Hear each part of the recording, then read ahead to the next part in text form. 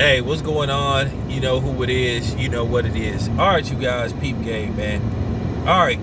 I need to talk about this because, like I said, I got to get a lot of shit, off my mind because, like I said, I got to tell the honest to God truth. Once again, man, you hearing some excuses being made by Spence apologists, but then I expect that from them because at the end of the day they can't tell the truth to save their life, and they full of shit. And I'm gonna make this very clear, as I said before, I don't fuck with all these niggas that be hollering about they part of the LDBC, and I mean that from the bottom of my heart, because at the end of the day some of these dudes is just pushing a certain bullshit agenda and falsely using you know what I'm saying, the LDBC's name. Because I want to make this very clear, the LDBC is a home for not just PBC black fighters, but black fighters, period. But some people making it look like, like D-Generation X with the WWE. If you ain't down with DX, then you can no. But that's the persona that people been pushing, the agenda. But like I said, I'm going to address that later on tonight, because that really need to be addressed.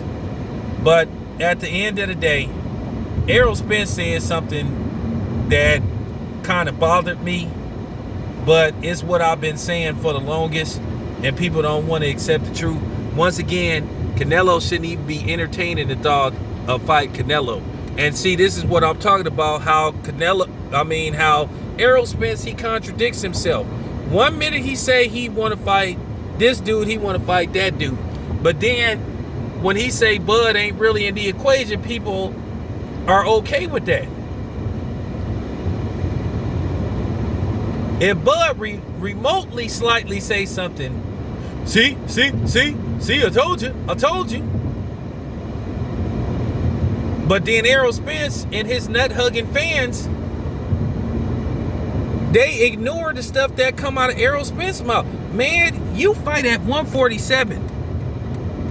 What do you mean you could go up and fight Canelo at 160?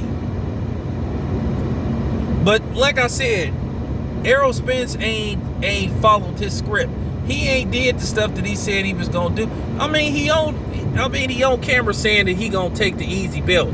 He say he trying to unify by fighting Pacquiao and then Bud, but then he chose to fight Mikey Garcia, dude that didn't have no belt, but people want to talk around that. And then let's not make it look like Errol Spence is some big star, cause he not. Oh, well, he brought in 16,000 at Cowboy Stadium. Bud then sold out Lincoln, Nebraska and Omaha, Nebraska to capacity. I think those basketball stadiums only hold 12, 13,000, and he sold them out. And he was still able to get like over 10,000 at the MGM Grand. He had like 10,000 at Madison Square Garden. So please not make it look like Bud is like some kind of scrub. And once again, I keep saying that if Bud's so easy and he don't have no chin, why ain't this fight been made? None of y'all can answer that. None of y'all can answer that question. Why won't the fight get made if Bud is such an easy fight? And Errol Spence, he's shown blatant inconsistency. You talking about, oh, I'm going to fight Bud, but you talking about you will go up to 160 and fight Canelo, and then Canelo talking about coming down to 160 for Errol Spence, and Canelo fighting at 168. If Canelo, like I said, if he fight Errol Spence before he fight Chalo, he flat out duck it. And Canelo act like a punk too. He ain't no Mexican warrior. He ain't trying to fight everybody. Man, get out of here. How many times I gotta tell you? Ask me, do I care what y'all think, man? Canelo is a punk. If he fight Errol Spence, a dude who ain't never fought at 160 over Charlo, and I'm telling you, Charlo should feel some kind of way. That'll be a slap in the face to Jamal Charlo if Errol Spence get that Canelo fight over him. And it ain't gonna be no way that you black content creators can talk around that. It'll be a flat out duck, and it'll be a whole move, but man, for real, it'll be a sucker move. And then let's just keep it a buck. Errol Spence can't beat Canelo. He can't.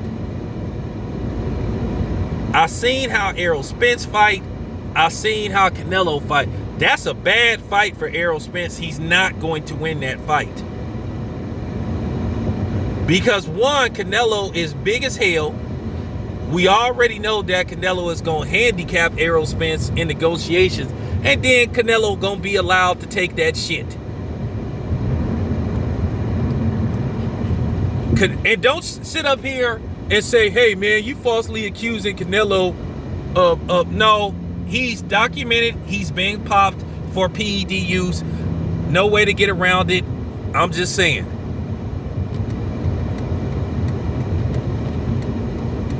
And you think Al gonna make Canelo take PED tests? If he didn't make Pacquiao take it for Adrian Broner or Keith Thurman, he damn sure ain't gonna take it for Canelo.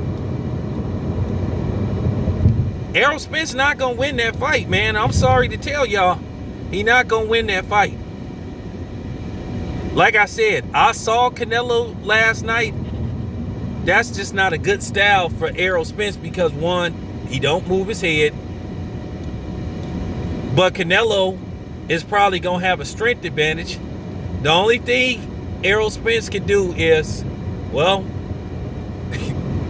I'm not gonna say that, but I'm just keeping it 100. We all know that Canelo gonna come in off that mystery meat. He probably gonna come in at 160. He gonna rehydrate to like 180, and it's just not gonna turn out well for Errol Spence. I'm sorry to tell y'all, the truth gotta be told. And then if Errol Spence loses to Canelo, which in all likelihood he would, and then he have the audacity to try to come down and say, oh, okay, I'm ready to fight Bud. Nah. Hell no.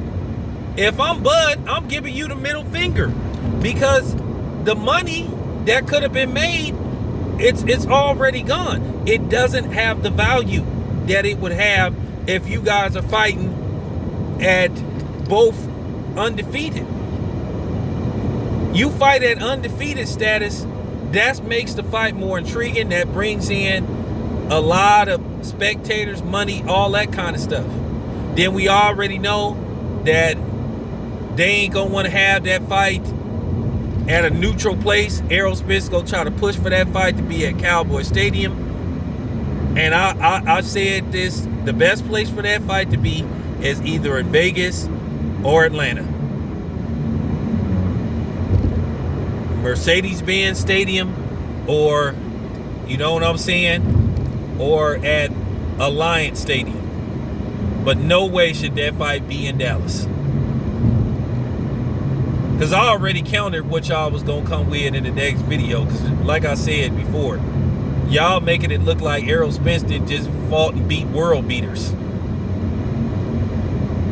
And he hasn't. Like I said, once again, Danny Garcia already had some losses going into that fight. You know? And there were some fights where he got the benefit of the doubt in. You know, Sean Porter had some losses. Not knocking Sean Porter, but I'm just keeping it 100. Peterson already had been knocked out. Ocampo, you know what I'm saying? Whatever. That was the dude that they put in there for Errol Spence to knock out. So I'm just keeping it 100. They saying Errol Spence is the bigger star because PBC is saying it. But in the eyes of beholder, it's right there. Keep in mind, every time Bud fights on ESPN, he draws anywhere from 1.5 to 2 million viewers. So how can you sit up there and say that Bud don't have a fan base or a following? That's a damn lie. It's total and complete bullshit. But like I said before, Errol Spence making a big mistake. He making a big mistake if he takes that fight with Canelo. Either Errol Spence is trying to cash out, or he just showing he really just don't want to fight with Bud. It's like, y'all can't keep talking y'all way around this. I'm not gonna let y'all get away with that. I don't give a damn what content creator you go to seeing him, sucking up to the PBC and Al Heyman. Because from what I've seen, Al Heyman didn't put the Mexican fighters before the black fighters. Like I said before, Al Heyman is the one that did that dirty deal with Eddie Hearn. We already know you can't trust the devil. Wilder should have been able to get that fight against Charles Martin so he could have got 2 belts. But no, he gave the fight to Eddie Hearn. Okay? He gave that fight to Eddie Hearn. Then Anthony Joshua ended up getting that belt. And look where we are now. Anthony Joshua went on to lose a fight. Then Deontay Wilder went on to lose a fight. And we could have got, once again, the biggest fight in heavyweight current history that could be made between, once again, 2 black fighters.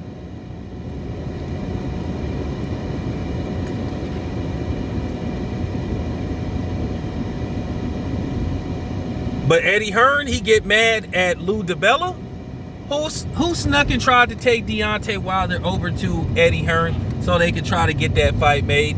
But at the end of the day, DiBella shouldn't have did that, but I understand where he was coming from.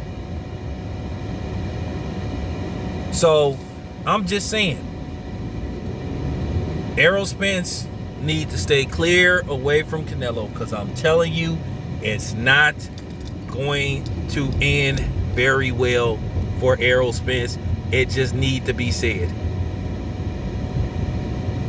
And then another thing, here's something else, a little side note.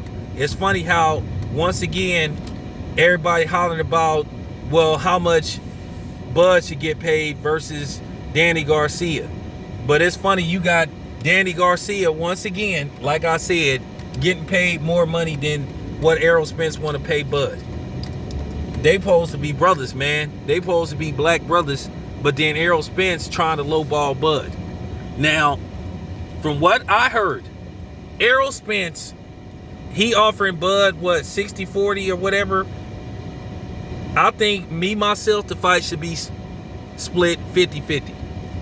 Okay? He offering Bud 70-30, but Errol Spence got $8 million up front, and Danny Garcia got $5 million up front.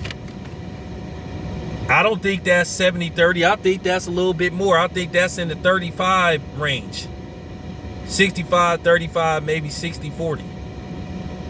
So how is it that Danny Garcia could get 30 you know what I'm saying, 65-35 or 60-40, but you trying to give Bud an undefeated fighter? See, this is what I'm saying. And I'm going to talk about that in the next video. So Errol Spence probably walked away. They had a live gate. Then they had pay-per-view. So Errol Spence probably walked away with around 10-11 million. Danny Garcia probably walked away with you know what I'm saying, $7.5 million. But then you trying to pay, see, this is what I'm saying. But I'm going to talk about that later on with Bud and the other stuff. This your boy Town Biz. I'm out.